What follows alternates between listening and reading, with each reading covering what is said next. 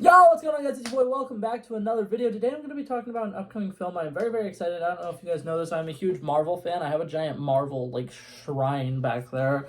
But coming up, literally, this next upcoming week is Antman and the Wasp: Quantumania, and with that movie coming up, I really wanted to make a little video about different theories and things that I think will happen in this movie. Some of these things aren't necessarily considered theories per se, but they're just things that I think will happen in the movie, and I want to record this video and make this video and post it before any of the early releases or anything like that comes out, because if I'm right about any of this stuff, I want it to be known that I thought it was going to happen in the movie before the movie came out, and I want to talk about it. So, starting off with the first one, my first theory, I think that almost everybody who's a Marvel fan and knows Kang from the comics has the same thought process. I am almost 100% confident that throughout the time span of the movie, we are going to be introduced to multiple Kangs. I think that Marvel's trying to fool us with there just being one Kang in the trailers that is one big guy who is all-powerful, almighty. I think that there's going to be multiple Kangs throughout the movie, and what I think is going to happen is the first Kang that we're introduced to, I think he's probably going to get either killed off or something's going to happen, and basically the Scott Lang family and all of them are probably going to think that they've won, and they're going to go on back to the real Earth or whatever, think that they've won, just kind of lollygag, do whatever, and then something's going to happen, and they're going to realize, oh shit, things are really, really bad, they need to go back to the quantum realm, and I think that that's when it's going to be revealed that there is another Kang who is also down there in the quantum realm.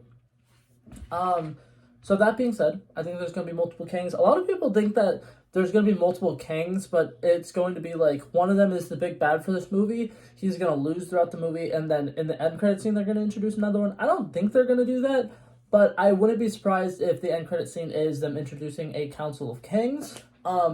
That being said, I think that by the end of the movie, MODOK in this movie is going to leave the quantum realm. A lot of people are thinking that MODOK is either going to die or he's going to be stuck in the quantum realm and he's going to become like the leader of the quantum realm.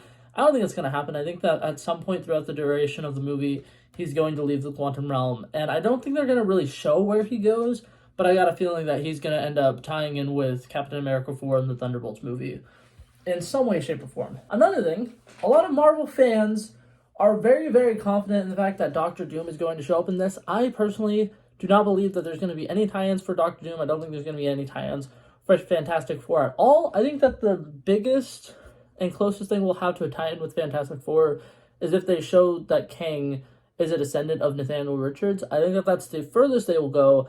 I don't think that they're going to bring in the Fantastic Four here, and I don't think they're going to introduce Doctor Doom, because with Fantastic Four being as far away as it is, I don't think that if they do have Doctor Doom casted, I feel like he's probably one of the only people casted for that movie, and I feel like it would really be a mistake to introduce him this early on, whereas there's probably going to be better times down the line where they can tease him, because what is it called?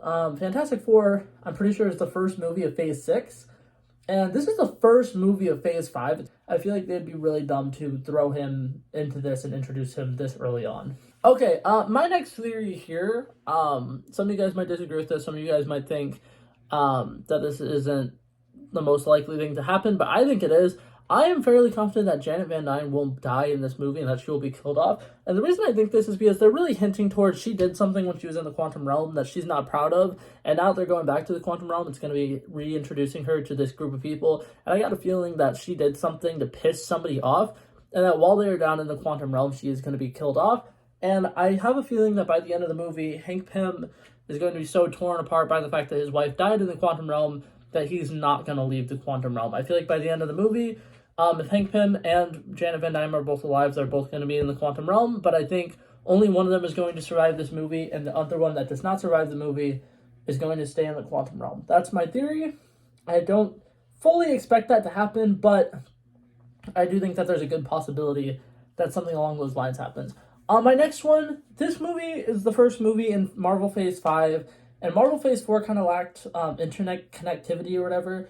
Aside from Wong showing up in literally everything, there wasn't a lot of people, being introduced in, hey, this person's in this project, and hey, this person's in this project, and there was no really connecting them. And something else that kind of sucked about the first, Marvel Phase 4, is that it is the first phase in all of Marvel that didn't have a single Avengers team-up movie, and it also didn't really have anything like Civil War, where there's a bunch of different people in it, or like Captain America Winter Soldier, where it's like there's 3 Avengers in it, even though it's not necessarily an Avengers movie, there's a lot of Avengers in it. I think that this will be the first one that kind of breaks those chains, and I'm expecting to see not necessarily a lot of Avengers, but the one specific person I'm expecting to be, and this is actually more of a tie-in for the Young Avengers, is Cassie Lang mentioned when she was showed her device in the trailers, hey, I got plenty of help with this from, other people. They kind of implied that she had a friend that she's been working on with it.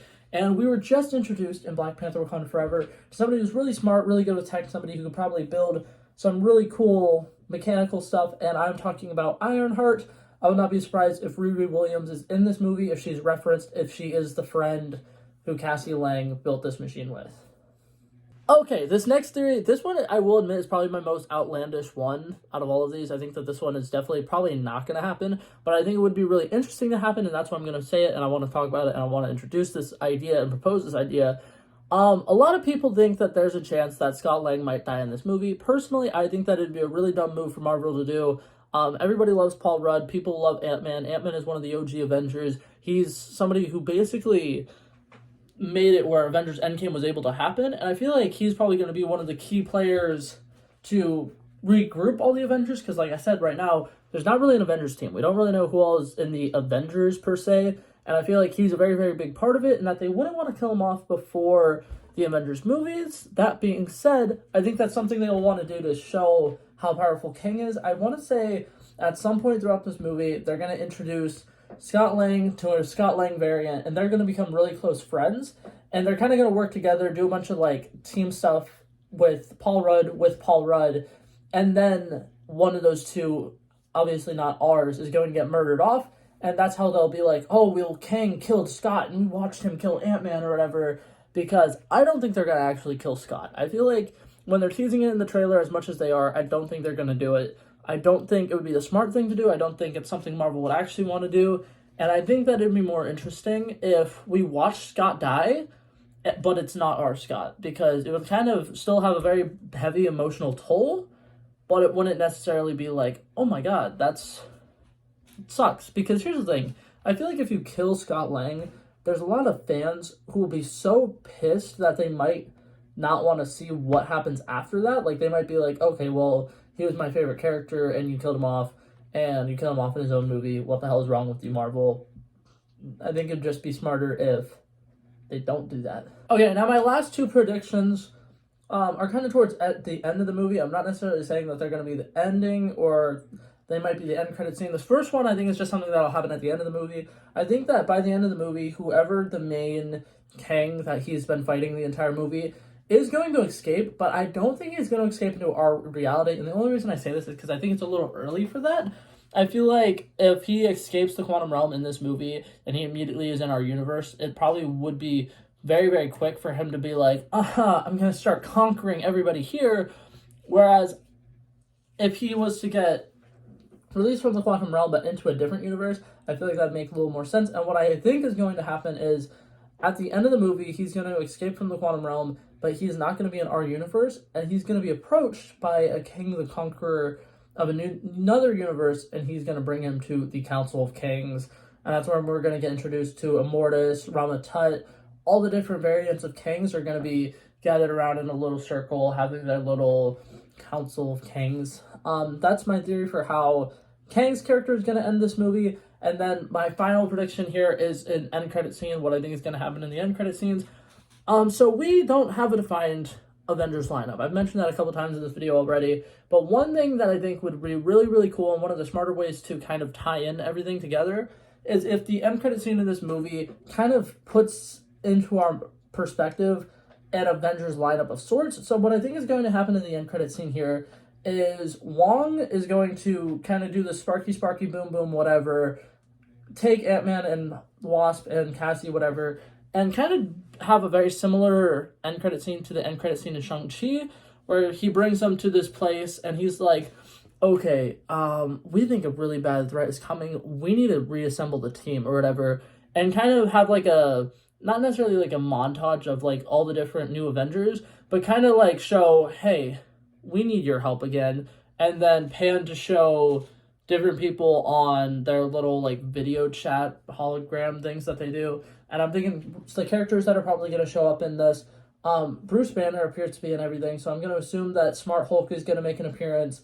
If they do this end credit scene, of course. I think Shang-Chi would be really cool because Scott Lang doesn't know Shang-Chi, but we as fans know Shang-Chi, and I think it would be very interesting for him to be there. Obviously Captain America, Sam Wilson's Captain America, and then I'm thinking the last person who they should show, because I think that if you show too many, it'll be kind of weird. But I feel like the last person they show should be somebody who's more outlandish, who you wouldn't really expect Scott Lang to know. I'm thinking it could be America Chavez, but I feel like that'd be kind of lame. Kate Bishop would be kind of cool to see, but I do definitely think that they should introduce one other person who's in the Avengers lineup who we as fans would probably be like, oh yeah, it makes sense that they're there, but Scott Lang personally would be like, there's so many new people. Kind of like the end credit scene of Avengers Age of Ultron, where it shows the new Avengers lineup and it has the Falcon, War Machine, and all them lining up. But yeah, that's my theory for Ant-Man and the Wasp: Quantumanium. There's a lot of different theories. Like I said, I just want to get this video out there and have it in the public eye so that if any of the things come true, I can be like, ha!